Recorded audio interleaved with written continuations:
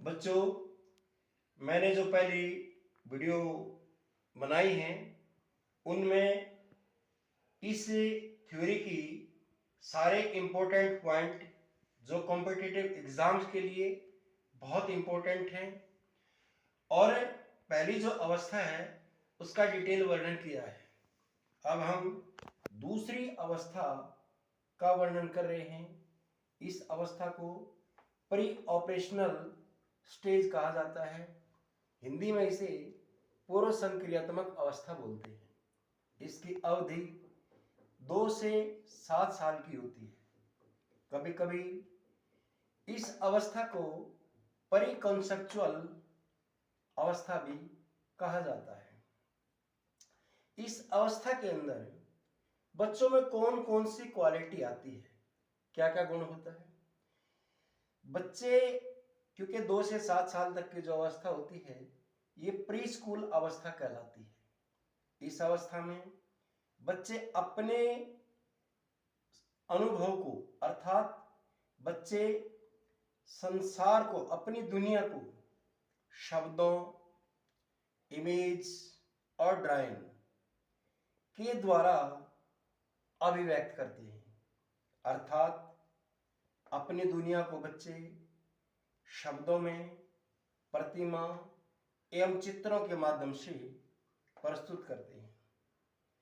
इसका उदाहरण है जैसे बच्चे के द्वारा बाहें फैलाकर जहाज उड़ाने की स्थिति को दर्शाना। इस अवस्था में बच्चों का जो लॉजिक के होता है, लॉजिक का मतलब होता है उनकी तर्क शक्ति होती है, वो उनके अपने पर्सनल नॉलेज के ऊपर आधारित होती है, न कि कन्वेंशनल नॉलेज के ऊपर। अब ये जो शब्द आप बहुत इंपॉर्टेंट वर्ड है, कन्वेंशनल नॉलेज, इसका मतलब होता क्या है। यानी conventional knowledge is defined as an acceptable opinion, मतलब एक ऐसा विचार, एक निर्णय और एक ऐसा विश्वास जिसे पूरी दुनिया में सभी जगह एक्सेप्ट किया जाता है।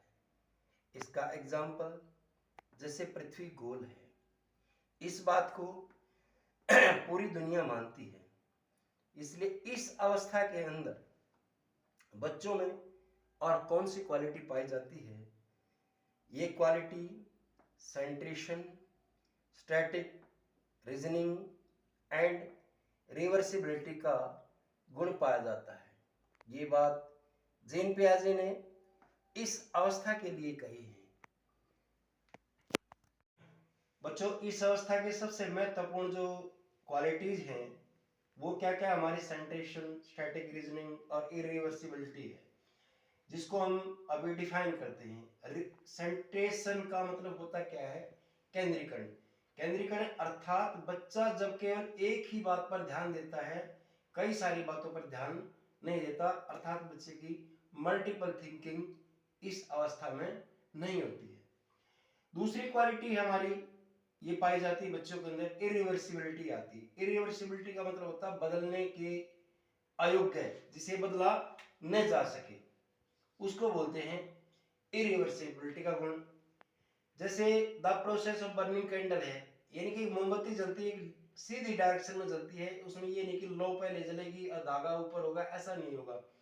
तो इसलिए इस अवस्था में बच्चों के अंदर इरिवर्सिबिलिटी की क्वालिटी पाई जाती है।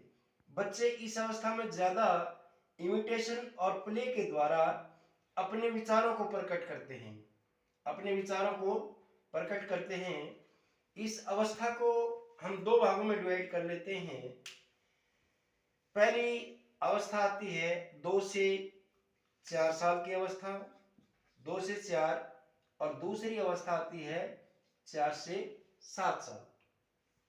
2 से 4 साल की जो अवस्था होती है इसको भी हम 2 भागों में डिवाइड करते हैं। पहली अवस्था एनिमिज्म, जिसे हम जीववाद के नाम से जानते हैं। दूसरी इगोसेंट्रिज्म होता है, जिसे अहम केंद्रिता कहते हैं।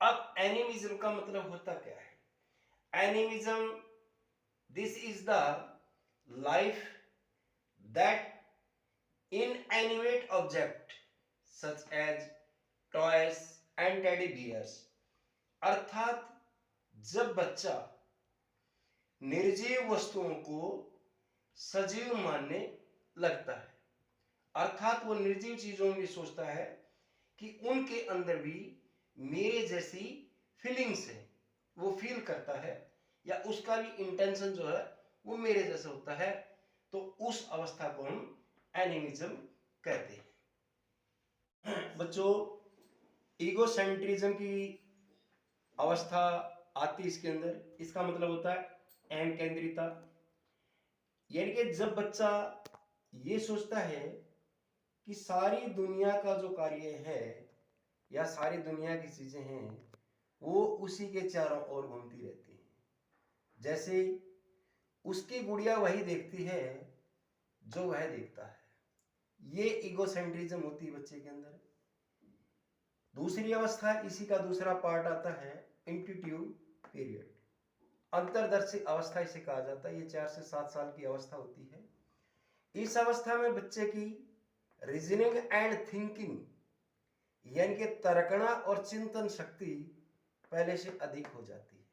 वो कुछ मानसिक क्रियाएं इसके अंदर शामिल होती हैं, किसके अंदर, रीजनिंग एंड थिंकिंग के अंदर, लाइक जैसे एडिशन, मल्टीप्लिकेशन, डिवीजन आदि। परंतु इन मानसिक प्रक्रियाओं के पीछे जो नियम या रूल होते हैं वो इन बातों को समझ नहीं पाता। इस अवस्था में बच्चे की सिस्टमेटिक लॉजिक भी नहीं होता है। इसका एक दोष पाया जाता है, यानी कि दोष क्या है, बच्चों के चिंतन में ट्रेट ऑफ रिवर्सिबिलिटी की क्वालिटी नहीं पाई जाती। ये इस अवस्था का बहुत मुख्य दोष होता है। जैसे बालक यह तो समझता है, इस अवस्था के अंदर बालक यह तो समझता है कि 2 × 2 = 4 होता है, परंतु 4 / 2 = ये कैसे हुआ, ये बात बच्चे समझ नहीं पाते। बच्चों, ये इस अवस्था की डिटेल वर्णन मैंने आपको बताया। आप इस चैनल को लाइक एंड सब्सक्राइब करें, अपने दोस्तों को भी बताएं। एक कॉम्पिटिटिव एग्जाम्स के लिए इसके अंदर बहुत इम्पोर्टेंट कंटेंट है। ये जितने भी टेट एग्जाम होते हैं उसके लिए बहुत इम्पोर्टेंट है। ये आपके जनरल एग्जाम लाइक जैसे बीएड, डीएड, उसमें भी ये काम आएगा।